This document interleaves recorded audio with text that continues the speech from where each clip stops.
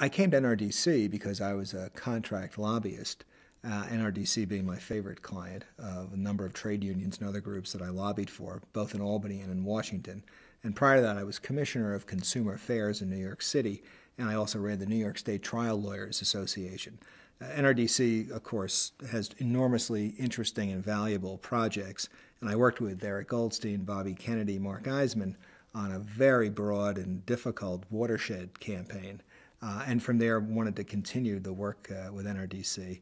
Environmental work, like most work, is political at its core and its nature.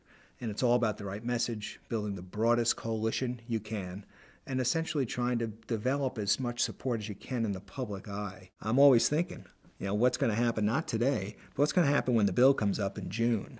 How do I, from June backwards, how do I build a campaign strategy that allows me to have as broad a coalition of support as I can, but also how can I bring across some of our adversaries? It's not just leaning across the aisle every time and trying to compromise. We do too much of that. But when you can find common ground, make that stake. Get that off the table. Move forward then with the rest of the areas that may be in dispute. And I'm going to repeat what I said, though, before. Always make sure there's something that your opponent can walk away with. Our success in Albany and New York State generally, like anywhere else like California and any of the big states, particularly the blue states, where we really have to move forward on the environment, not just protect what we've got, that has a national impact because there's a ripple effect. Where New York, where Massachusetts, where Illinois, where California goes, then the rest of the country can have a sense that, well, there's a vision here. Our job as environmentalists is to create the argument, to create the message that can attract the voters that I think are out there willing to listen to us.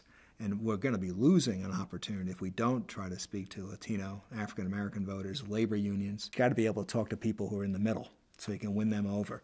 And that's, I think, the crux of the political dynamic that's at work right now.